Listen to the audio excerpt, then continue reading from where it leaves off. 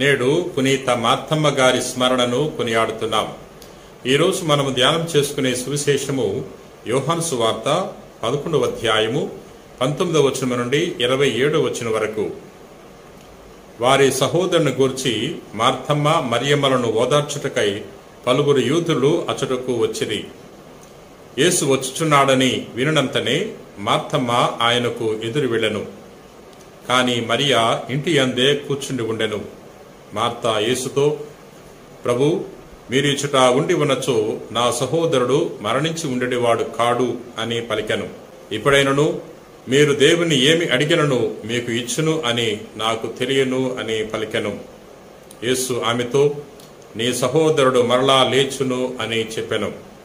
అందుకు మార్తమ్మ, అంతిమ దినమున పునరుత్థానమందు అతడు మరలా లేచునని నేను ఎరుగుదును అని పలికెను. అప్పుడు యేసు, నేనే పునరుత్థానమును జీవమును, నన్ను విశ్వసించువాడు మరణించును జీవించును. జీవించి ఉండగా నన్ను విశ్వసించు ప్రతివాడు ఎన్నటికి మరణింపడు. నీవు దేనిని విశ్వసించున్నావా అని ప్రశ్నింపగా ఆమె, అవును ప్రభు, లోకమున అవతరింపనున్న దేవుని కుమారుడు వగు క్రీస్తువు నీవేనని విశ్వసించుచున్నాను అని చెప్పెను. మార్తమ్మ బెథానియా గ్రామములో జీవించింది. ఆమె మరియమ్మ లాజరుల సహోదరి. ఒకరోజు యేసు ప్రభు బెథానియా గ్రామములో ప్రవేశించినప్పుడు మార్తమ్మ ప్రభు చెంతకు వెళ్లి తన గృహానికి ఆహ్వానించుకుంది. ప్రభు ఆమె ఆహ్వానాన్ని అందుకుని తన గృహములో ప్రవేశించాడు. మార్తమ్మ గృహములో ఉన్న తన సోదరి మరియమ్మ ప్రభు పాదాల చెంత కూర్చుని ప్రభు యొక్క బోధలు ఆలకించింది. అటువంటి తరుణంలో మార్తమ్మ ప్రభు చెంతకు వచ్చి ప్రభుకి ఈ విధంగా తెలియచేస్తుంది. ప్రభు, నా సోదరి మరియమ్మ పనులన్నీ నా మీద వదిలివేసింది, నాకు సహాయము చేయమని ఆమెకు తెలియచేయండి అని కోరుతుంది. కానీ ప్రభు మార్తమ్మతో పలుకుతున్నాడు, మార్తమ్మ, మార్తమ్మ, నీవు అనేక పనులతో సతమతమైపోతున్నావు, కానీ జీవితానికి కావలసింది ఒక్కటే. మరియమ్మ ఉత్తమమైన దానిని ఎన్నుకున్నది, అది ఆమె నుండి తీసివేయబడదు అని ప్రభు తెలియజేస్తున్నాడు. వాస్తవానికి మార్తమ్మ ప్రభుని సంతోషపెట్టాలని తాపత్రయపడింది. రుచికరమైన ఆహారాన్ని తయారు చేసి ప్రభుకి అందించాలని తప్పించింది.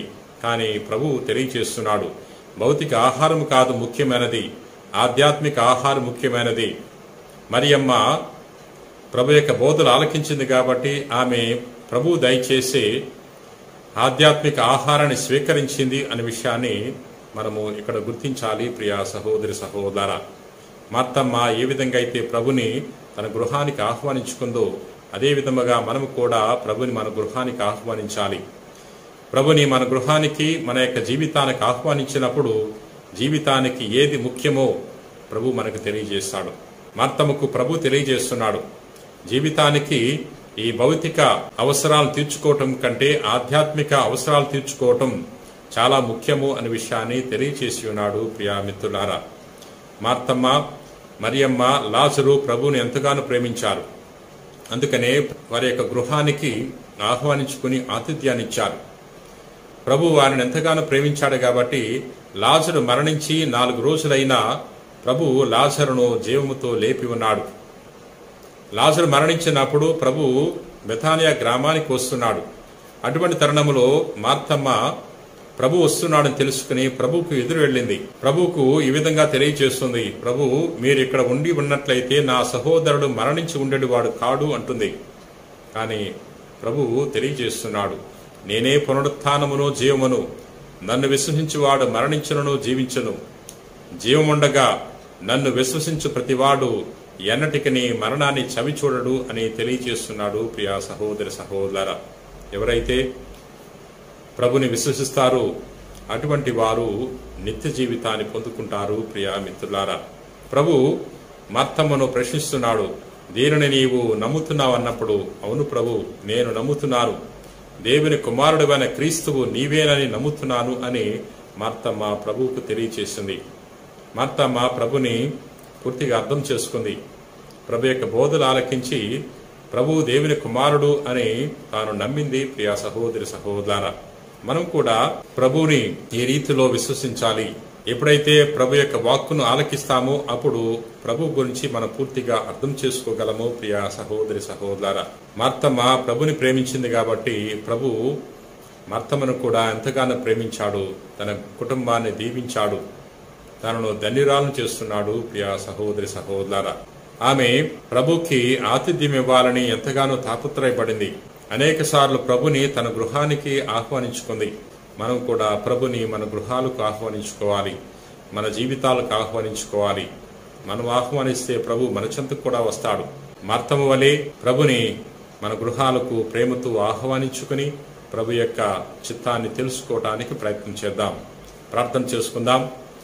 ప్రేమ కలిగిన ప్రభువా, దయగలిగిన సర్వేశ్వర ప్రభువా, ఈ రోజున పునీత మార్తమ్మ గారి యొక్క స్మరణను కొనియాడుతున్నాం. మార్తమ్మ నీ కుమారునికి ఆతిథ్యాన్నిచ్చి తాను ధన్యతను పొందుకుంది.